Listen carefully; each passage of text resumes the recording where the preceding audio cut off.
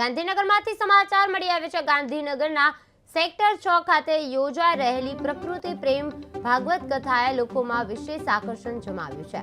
Nature first સંસ્થા દ્વારા આયોજિત આ કથામાં પ્રખ્યાત ભાગવત કથાકાર રમેશભાઈ ઓઝા વ્યાસપીઠ પરથી વચનામૃત દ્વારા પ્રકૃતિને જાળવણી અને માનવ જીવન સાથેના તેના અતૂટ સંબંધ પર ભાર મૂકી રહ્યા છે। સંસ્થાના નારણભાઈ પટેલે જણાવ્યું કે જો આજે આપણે પ્રકૃતિ માટે સમય નહીં ફાળવીએ તો આવતીકાલે પ્રકૃતિ આપણું જતન કરી શકશે નહીં।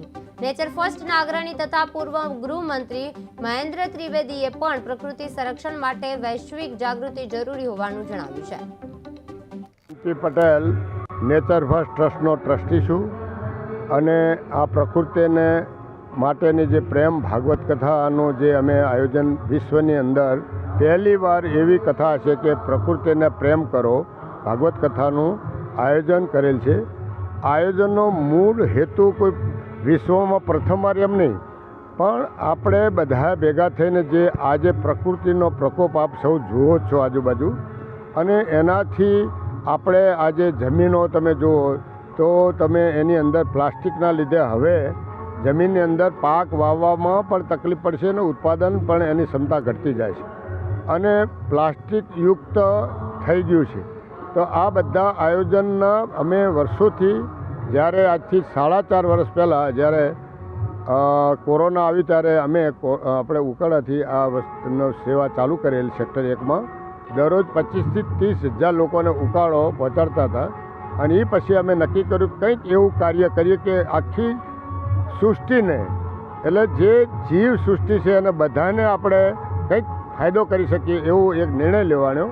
અને અમે વર્ષોથી લગભગ 235 અઠવાડિયાથી દર શનિવારે 1 કલાક પ્લાસ્ટિક મુક્ત અભિયાન ચલાવીએ છીએ।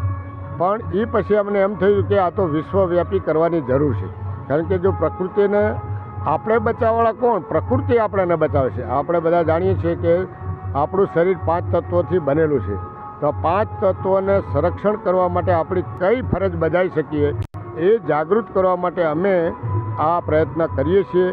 આવો આપણે સાથે રહી બધા 5 તત્વોને આપણે જેમ લાગે આપણા ઘરની આજુબાજુમાં પ્લાસ્ટિક અથવા કચરો ન ફેંકીએ, ડસ્ટબિનમાં ફેંકીએ અને આ આપણે ઓછામાં ઓછું કાર્બન ઉત્સર્જન કરીએ, જેથી આપણને મોટામાં મોટો જે ગેરફાયદો છે એ કાર્બન ઉત્સર્જનના કારણે છે।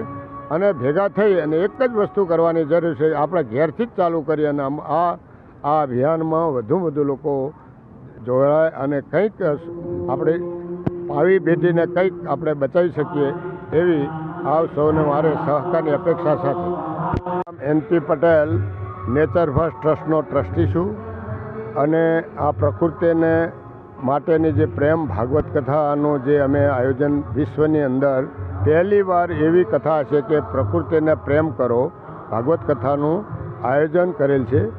આયોજનનો મૂળ હેતુ કોઈ વિશ્વમાં પ્રથમવાર એમ નહીં, પણ આપણે